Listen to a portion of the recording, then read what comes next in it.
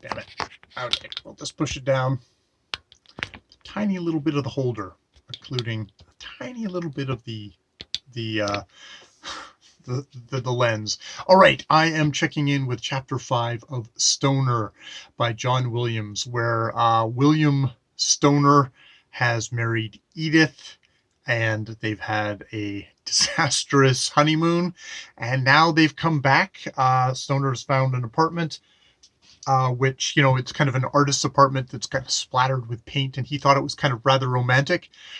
Edith takes one look at it and goes, okay, and starts scraping all the paint off that she can, splatters of any artistic kind of like paint and stuff like that. And Stnr offers to help, like he's just preparing for classes, but she's like, no, you're impugning something if you don't let me do all of this, even though she's not actually used to physical labor. And as we go along, we find she's not of great health or stuff like that, but she does all that. And I think Stnr basically says after a month that it's like, oh God, our marriage is in trouble. And after a year, it's like, yeah, gives up hope for it ever to actually get better. They host dinner parties where actually, she puts on a good show. She's a hostess.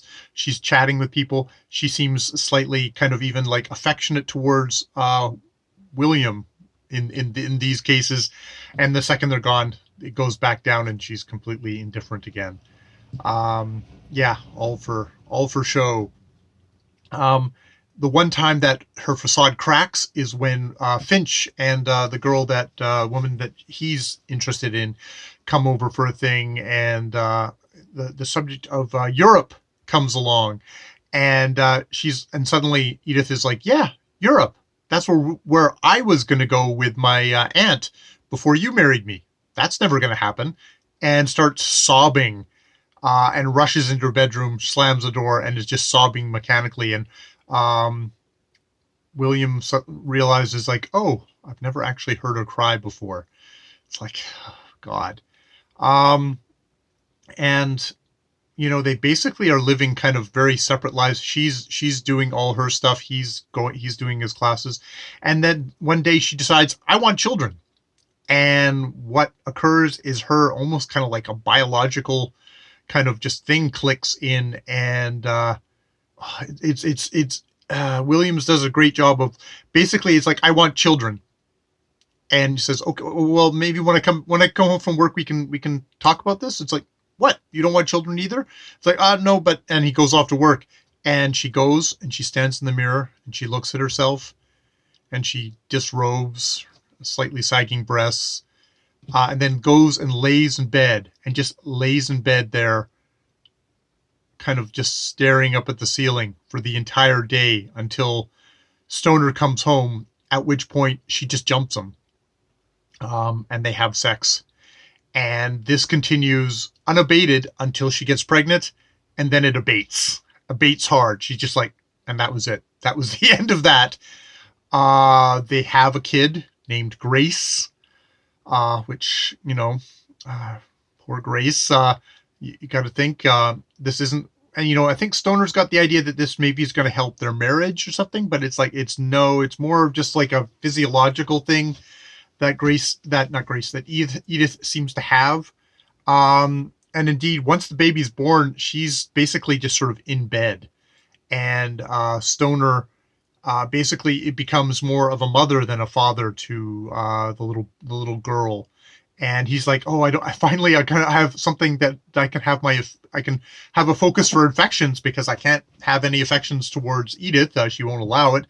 So he lavishes her with love, changing diapers, doing all the house cleaning, doing all the cooking, which I have to think, for a novel that's written in, published in 1965, and that is this is set in like the 1920s. That's sort of a different thing for a guy to be doing in a novel, but that's what happens so far. He is basically the mother to Grace. So it'd be interesting to hear how female readers react to Edith and William in here. Edith, I guess, especially because it's sort of a type of, you wonder like what's going on in this woman's head. I don't think it's not portrayed as like she's a monster or that she's a shrew or, you know, the evil wife that's tormenting our hero or anything like that. It's like, no, she's obviously somebody who's got her own deep-seated issues. You half wonder, is this someone who's like shouldn't actually be in a relationship with a man? But that's just maybe just default, or is it just so, you know, twisted up kind of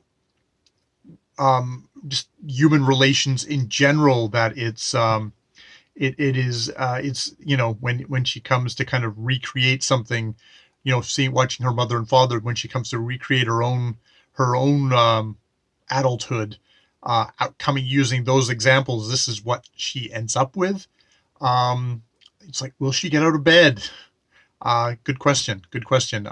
Stnr, you know, on his side is doing the classic things of he's retreating more into his own work. He's become working obsessively, at least before Grace is born. It's like, you know, he gets extra work. He loses weight. He gets more stooped over, more hunched in his things. So it's not like he's having his own healthy reaction to all this. He seems, you know, he's completely at a loss of what to do with Edith. And I mean, I guess the whole thing of like, well, no, we shouldn't have a child, maybe we should actually get separated, is also probably not an easily available option in 1920s America, when where the novel is set at this moment. So yeah, that is Stnr chapter 5. Less cringy for me than the actual wedding chapter, but it's like, oh, Stnr, William, oh my gosh. And now there's a kid that gets to be in the mix in this. Poor Grace. All right, I'll leave it there. More videos later.